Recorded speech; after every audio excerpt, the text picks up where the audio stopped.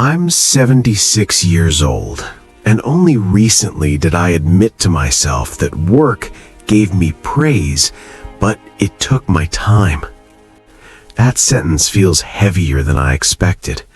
I've been circling around it for years without saying it out loud. I don't know how much time I have left, and that's part of why I'm speaking now. Not because I think my life was a tragedy, and not because I want sympathy. I'm saying this because when you reach my age, you realize how quiet the end becomes. The noise fades, the applause stops.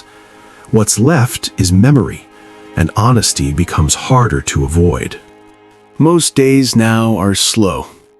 I wake up earlier than I need to. My body does that on its own. I sit at the kitchen table with a cup of tea I sometimes forget to finish. The house is quiet in a way it never was when I was younger. No phones ringing, no deadlines, no one waiting for me to show up. I used to think this silence would feel earned, like rest after a long race. Instead, it feels unfinished. I'm not telling this story to judge my younger self. At the time, everything I did made sense. I worked hard, I showed up, I was reliable. People trusted me with responsibility, and that meant something to me. It still does, in a way. I grew up believing that work was proof of character. My father believed it. His father before him did too. You worked, you provided, and that was how you showed love. No one ever said it out loud, but that was the language we spoke. In my 20s, I was hungry for stability. I had just started out, trying to prove I deserved the job I'd been given. I stayed late because others did. I took on extra work because someone needed to. When I got praised, it felt like confirmation that I was becoming the person I was supposed to be. Back then, time felt endless. Not in a dramatic way, it just didn't feel like something that could run out. There was always tomorrow. Always next week, always after this project, after this promotion, after things settled down. They never really settled down. In my 30s, my life filled up fast. Marriage, children, a mortgage, more responsibility at work. I was tired a lot, but I told myself that was normal. Everyone around me seemed tired too. That made it feel acceptable. I remember coming home late, loosening my tie in the doorway, hearing the television already on. My kids would be in bed or half asleep. I'd tell myself I'd make it up to them on the weekend. Sometimes I did. Sometimes I didn't. There were school events I missed because a meeting ran long, birthdays where I arrived distracted, conversations where I nodded instead of listening because my mind was still at the office. None of these moments felt important at the time. That's what haunts me now. They felt small, harmless, temporary. Work rewarded me for that. Promotions came, titles changed, people spoke my name with respect. I was dependable. I was known as someone who got things done. When I walked into a room, people listened.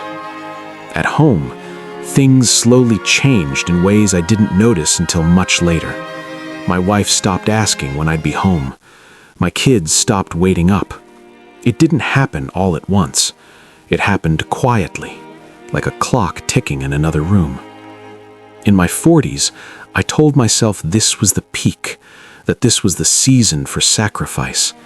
I believed there would be a later chapter where I'd slow down and be more present. I planned for it. I talked about it. I didn't live it. I missed the way my children's voices changed. I wasn't there for some of their worries because I was always tired, always preoccupied.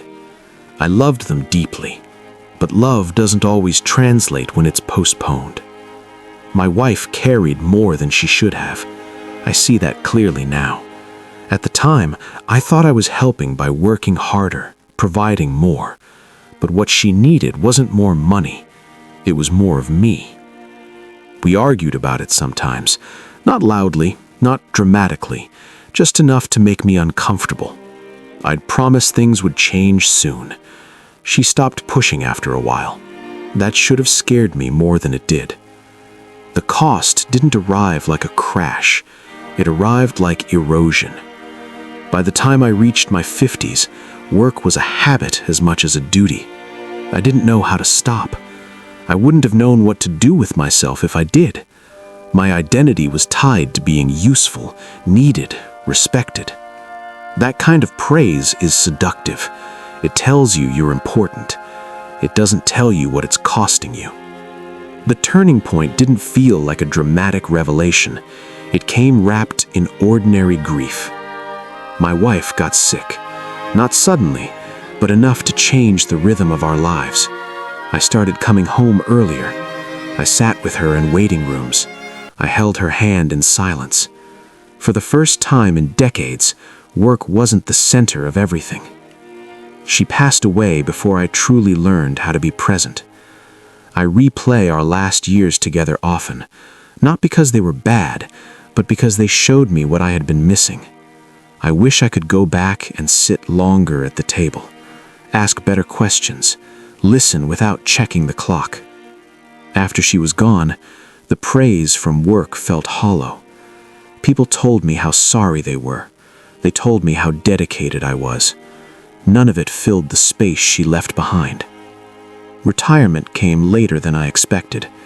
When it did, there was no ceremony that mattered, no crowd, just an empty calendar. That's when the realization settled in. Not all at once, slowly, painfully. I had given my best hours to something that would continue without me. The office didn't grieve. The work went on. Someone else took my place. The people who mattered most had already learned how to live without my constant presence. There are things I can't fix now. Conversations that won't happen. Moments that passed without me noticing.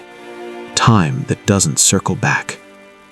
I don't say this with bitterness, just clarity. If you're listening to this, I'm not asking you to abandon your responsibilities. I'm not saying work has no value. It does. It kept food on the table.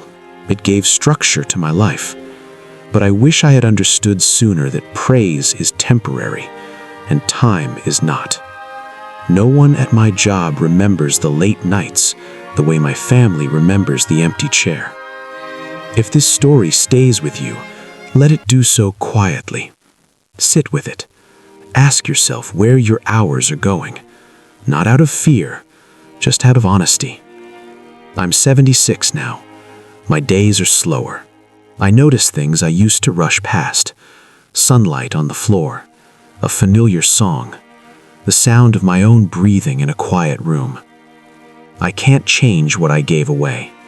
I can only name it. Work gave me praise. It took my time.